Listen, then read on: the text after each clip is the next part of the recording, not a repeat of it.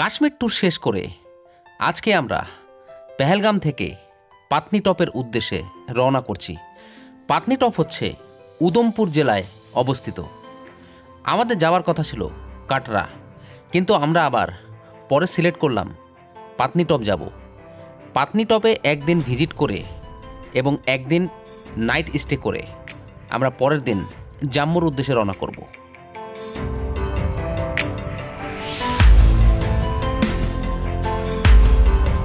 ঘড়িতে এখন প্রায় 7:35 আর আজকে হলো 11ই ডিসেম্বর 2023। আজকে পেহেলগাম থেকে আমরা এখন যাচ্ছি কাটরা পাতনিটপ।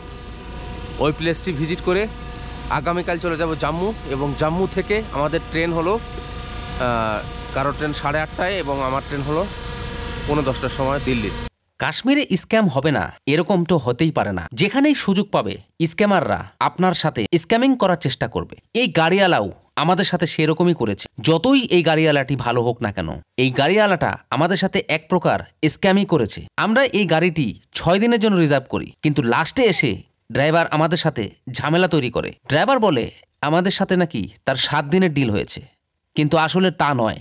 আমাদের সাথে 6 দিনের ডিল হয়েছিল। পেহেলগামে আমাদের 2 নাইট স্টে করার কথা ছিল, কিন্তু ড্রাইভার সাহেব কতটা চালাক। যেদিন আমরা পেহেলগামে পুরোটা দিন ঘুরতে থাকবো, সেদিন এই ড্রাইভার বসে বসে 6500 রুপি আমাদের থেকে নেবে। দুর্ভাগ্যজনক যে এই ড্রাইভারের মালিকের নাম্বার আমার কাছে ছিল না। তাকে ফোন দিয়ে বিষয়টি জানানোর দরকার ছিল, কিন্তু সেটা করতে পারেনি।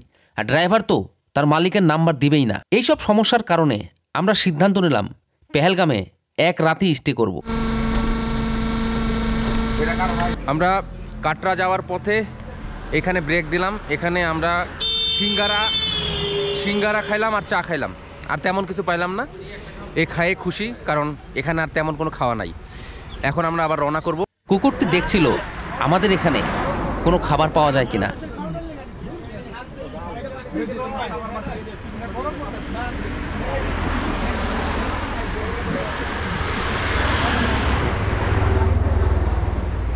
লাল্লু, এই হাট হাট পিছনে লাল্লু লাল্লু লাল্লু লাল্লু লাল্লু লাল্লু লাল্লু হচ্ছে। দেরি হয়ে গেছে, ওয়াশরুমে গেছে।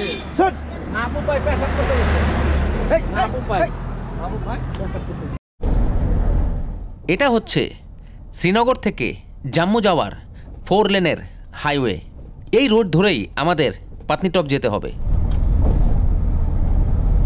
2024 সালের মার্চ মাস থেকে জাম্মু থেকে ট্রেনে করে ডাইরেক্ট শ্রীনগর যাওয়া যাবে। এমনটি যদি হয় তাহলে আমরা বেঁচে যাব। তখন আমাদের এরকম ভয়ানক রাস্তা দেখতে হবে না। এই যে রাস্তাটি আপনি দেখতে পাচ্ছেন, রাস্তার ডান পাশে অনেক বড় একটি খাদ। এর মধ্যে যদি গাড়ি পড়ে তাহলে কাউকে খুঁজেই পাওয়া যাবে না, এত ভয়ানক। আমরা কাশ্মীর ভ্রমণ করার আগে এখানে একটা অ্যাক্সিডেন্ট হয়েছিল, যে বাসে 37 জন যাত্রী ছিল, যার কেউ বেঁচে ফিরে নেই।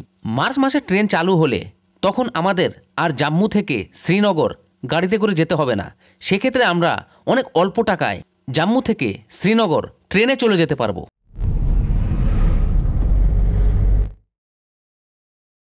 আমাদের গাড়ি আরও এক জায়গায় দাঁড়িয়েছে, কারণ একটানা আসলে এখানে ড্রাইভ করা যায় না। একটানা ড্রাইভ করলে কিন্তু আসলে এটা সমস্যা ড্রাইভারের জন্য।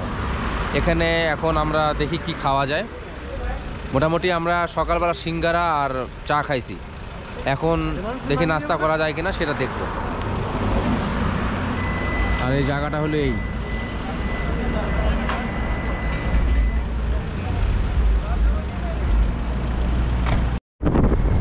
জাম্মুর রাস্তা আমরা পার করে এখন পাতনিটপের রাস্তাতে ঢুকছি। এখন আমাদের গাড়ি পাতনিটপের রাস্তাতে আছে, আর এটা কিন্তু সম্পূর্ণ পাহাড়ি এলাকা।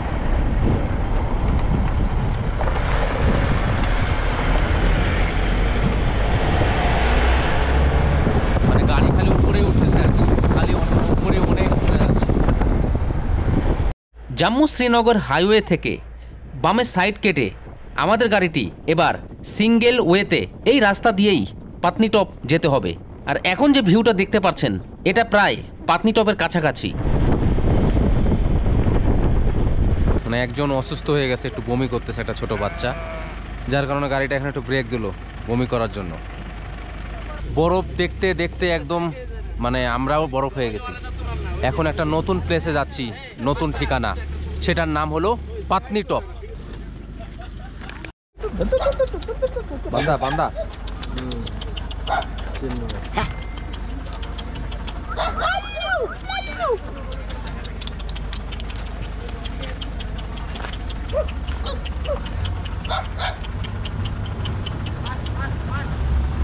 আমরা প্রায় পাতনি টপের কাছাকাছি। পাতনি টপে ঢুকতে আমাদের কাছ থেকে 80 রুপি চার্জ করলো। আর এই হলো পাতনি টপ। এটা হচ্ছে পাতনি টপের প্রথম ভিউ। পাতনি টপে ঢুকতেই আপনি এরকম ভিউ দেখতে পারবেন। আমার কাছে মনে হচ্ছে এটা কোনো শিশু পার্ক।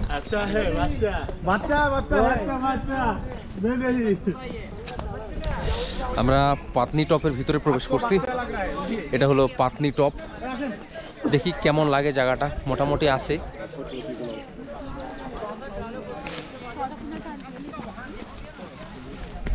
तो कमाल का चीज है,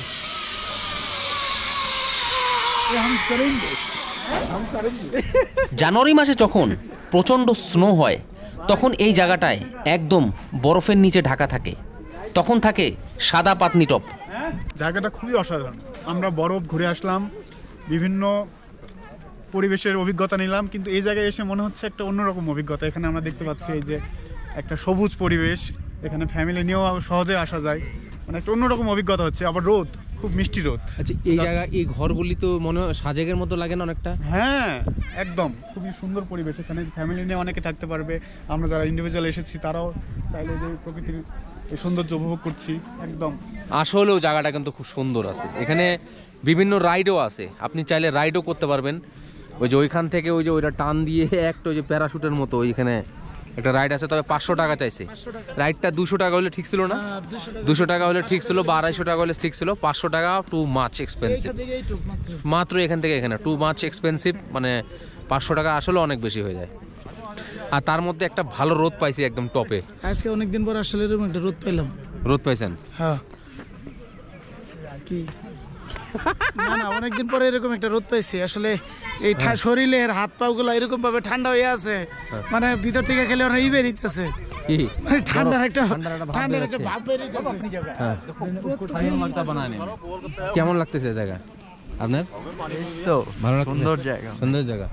কি আপনার এই লাস্টে এই জায়গাটা বরফ দেখার পর এত কেমন এখন? জি, সালামু আলাইকুম। খুবই সুন্দর জায়গা, প্রাকৃতিক সৌন্দর্য অপরূপ, অসাধারণ। এক কথায় মানে আমাদের শেষের দিকে জার্নি খুবই সুন্দর। ধন্যবাদ। জ্বলে গেলাম। আচ্ছা, এত বরফ দেখার পর এখন আপনার এই যে একটা সবুজ সিন, পাহাড়ের আবার টপে, তাও পাতনি টপ, আবার তার মধ্যে এরকমই বাসা, কেমন লাগতেছে ফিল ওভারঅল? সত্যি কথা বলতে আমরা অনেক দিন ধরে আমরা বরফ দেখছি, বাট বরফ দেখার পর এই প্রাকৃতিক যে সৌন্দর্য, মানে সবুজ, এই সৌন্দর্য দেখে আমাদের সকলের ভালো লাগতেছে। বিশেষ করে মানে এই গাছগুলো দেখে বা বাড়িগুলো সৌন্দর্য দেখে আমাদের মানে সৌন্দর্য আরও বেড়ে গেছে এবং আমাদের অনেক ভালো লাগতেছে ঘুরে। জায়গাটা বেশ সুন্দর। পাতনি টপ হিল আসতে পারেন যদি আপনাদের সময় হয়, তবে বেশি সময় যদি না থাকে তাহলে এখানে আসার দরকার নেই। এই যে এরকম সুন্দর কাঠ দিয়ে তৈরি এবং মানে খুব সুন্দর আর কি। ওভারঅল আমার কাছে ভালোই লাগছে, খুবই সুন্দর। এবং রাতে মনে হয় এখানে সবাই, এখানকার স্টাফরা মনে হয় থাকে। ওভারঅল ভালো লাগছে, জায়গাটা আসতে পারেন এখানে। এবং এরকম আরও আছে আর কি, ওই যে একটা ঘর, ওইদিকে একটা, ওইদিকে একটা। আসলে অনেক ক্লান্ত হয়ে যাওয়ার পর এই জায়গাটায় বসলাম, সবাই ফটো তুলতে ব্যস্ত। আমার আর ভাল লাগছে না, মানে এত লম্বা ট্যুর হলে এত মানে আর বেশি ঘুরতে ভালো লাগে না। লম্বা ট্যুরে একটা ক্লান্তি থাকে, তবে আজকে কোনো ক্লান্তি লাগছে না। তবে এই জায়গাটা আমার কাছে মোটামুটি লেগেছে। আছে সুন্দর জায়গা আছে, এক একজনের রুচি এক এক রকম। এটা অনেকটা সাজেকের সাথে মিলে যায়। একটা সবুজ পয়েন্ট। তবে জাম্মু যাওয়ার যে মেন রোডটা আছে না, ওই যে হাইওয়ে 4 লেনের, সেখান থেকে কিন্তু ওটা বেশ উপরে, অনেক উপরে। এটা অবশ্য দেখতে হবে নেটে যে এটা আসলে কত হাজার ফুট উপরে আছে ওই মেন হাইওয়ে থেকে অথবা সমুদ্রপৃষ্ঠ থেকে। আপনি চাইলে এই রুমগুলিতে থাকতে পারেন, এখানেও নাইট স্টে করতে পারেন, বাট এখানে থাকতে হলে চার্জ আছে। তো বলতে গেলে এই ছিল পাতনি টপের ভিউ। তো ভিডিওটি যদি ভালো লেগে থাকে তাহলে অবশ্যই একটি লাইক করবেন, কোনো প্রশ্ন থাকলে কমেন্ট করবেন। পাতনি টপ থেকে আজকে বিদায় নিচ্ছি। এখন আমরা যাচ্ছি উদমপুর জেলাতে, সেখানে হাইওয়েতে একটি হোটেলে নাইট স্টে করব। আগামীকাল চলে যাব জম্মু।